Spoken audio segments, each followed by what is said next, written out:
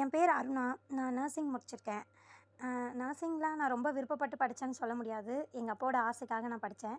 எங்கள் அப்பாவுக்கு நான் வேலைக்கு போகணும், இந்த ஃபீல்டில் நான் வேலைக்கு போகணும் அப்படின்னு ரொம்ப ஆசை. அதனால் சரின்னு நானும் அந்த கோர்ஸை சூஸ் பண்ணி படித்தேன். படிச்சுட்டு ஒரு 2 மந்த்லேயே எனக்கு மேரேஜ் ஃபிக்ஸ் ஆயிடுச்சு.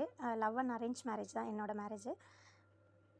மேரேஜ் முடிஞ்சு ஒரு 3 மந்த்து வேலைக்கு போயிருப்பேன். அப்புறம் திரும்ப கன்சீவ் ஆனதுனால வேலைக்கு முடியல. அப்புறம் 1 இயர்லேயே தம்பி பிறந்தான்.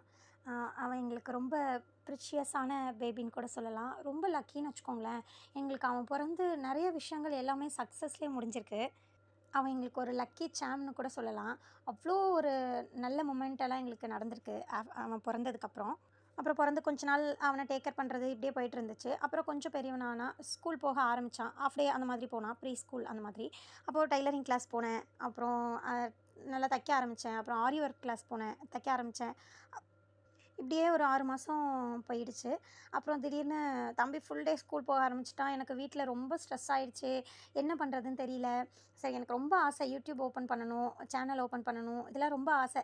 சரி, என் ஹஸ்பண்ட்ட அதை பற்றி பேசினேன். சரி, ஓப்பன் பண்ணட்டுமா அப்படின்னு கேட்டேன். அவங்க சரி அப்படின்னு ஒரு வார்த்தை தான் சொன்னாங்க. காலையில் சொல்லிவிட்டு ஆஃபீஸ் போனாங்க. நான் ஈவினிங் அவங்க வரதுக்குள்ளே சேனல் ஓப்பன் பண்ணி ஒரு வீடியோ, தம்பியோட வீடியோ ஃபஸ்ட்டு அப்ளை பண்ணேன். ஆனால் எனக்கு வந்து ரொம்ப வாட்ச் ஹவர்ஸ் நிறைய பேர் அது மாதிரி வரவே இல்லை.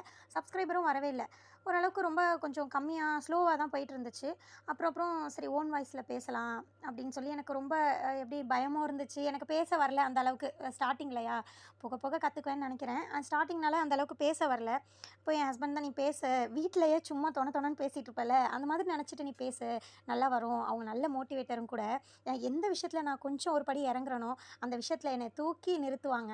நல்ல என்னால் ஏதாவது முடியல, நான் ரொம்ப டயர்ட் ஆகிற பட்சத்தில் அவங்க ரொம்ப சப்போர்ட்டிவாக பேசுகிறது, உன்னால் முடியும், நெக்ஸ்ட் லெவல் போ, அந்த மாதிரி நிறைய பேசுவாங்க. ஒரு ஆசையில் திடீர்னு யூடியூப் சேனல் ஓப்பன் பண்ணணும்னு சொல்லிட்டேன். ஒரு வீடியோவும் அப்லோட் பண்ணிட்டேன். அப்புறம் எனக்கு ஒரு நல்ல ஃபோன் கூட இல்லை.